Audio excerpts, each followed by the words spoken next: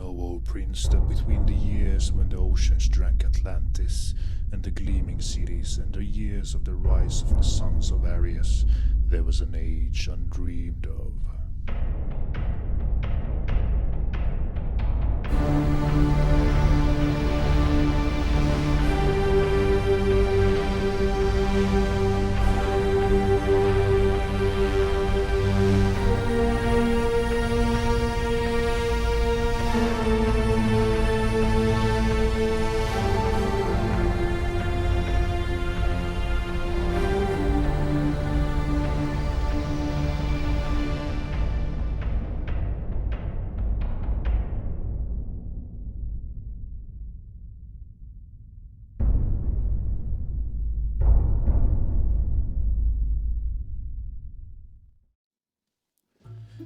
When Robert E. Howard began to chronicle the adventures of Conan the Cimmerian more than 40 years ago, he prepared a fictional history of the so-called Hyborian Age, which he had created.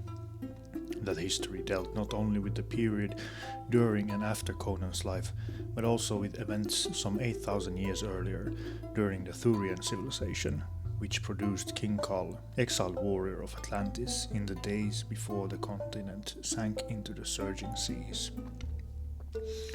Of that epoch, known by the Nemedian chronicles as the Pre-Cataclysmic Age, little is known except the latter part, and that is veiled in the mists of legend. Known history begins with the waning of the civilization of the main, or Thurian continent. A civilization dominated by the kingdoms of Camelia, Valusia, Verulia, Grondar, Thule, and Comoria. These people spoke a similar language, suggesting a common origin, though they don't seem to be in agreement.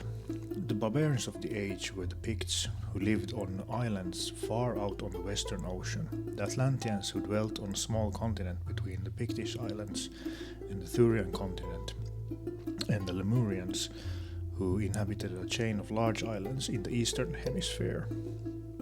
There were vast regions of unexplored land. The civilized kingdoms, though enormous, occupied a relatively small portion of the whole planet. Valusia was the westernmost kingdom of the Thurian continent. Her capital, the City of Wonders, was the marvel of her age. Grondar, whose people were less highly cultured than those of the other kingdoms, was the easternmost land. Among the less arid stretches of desert east of Grondar, in the serpent-infested jungles and among the snow-perched mountains, there lived scattered clans and tribes of primitive savages. On the far eastern shores of the Thurian continent lived another race, human but mysterious and non-Thurian, with which the Lemurians from time to time came in contact. They apparently came from a shadowy and nameless continent lying somewhere east of the Lemurian islands. Far to the south, there was a second mysterious civilization, unconnected with the Thurian culture and apparently pre-human in its nature.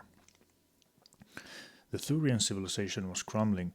Their armies were composed largely of the barbarian mercenaries. Picts, Atlanteans, and Lemurians were their generals, their statesmen, and often their kings. Of the bickering of the kingdoms and wars between Valusia and Comoria, as well as the conquests by which the Atlanteans founded a kingdom on the mainland, there are more legends than accurate history. Then the cataclysm rocked the world. Atlantis and Lemuria sank. The Pictish islands were heaved up to form the mountain peaks of a new continent, while sections of the Thurian continent vanished under the waves or sinking, forming great inland lakes and seas. Volcanoes broke forth and terrific earthquakes shook down the shining cities of the empires. Whole nations were blotted out, and the face of the world was forever changed. Thus concludes part 1 of the Hyborian Age by Roy Thomas and Walt Simonson, found in the Conan Saga comics, adapted from the Robert E. Howard essay of the same name. Thank you for listening. I hope you like and subscribe, and I'll see you on the next video. Hail Conan.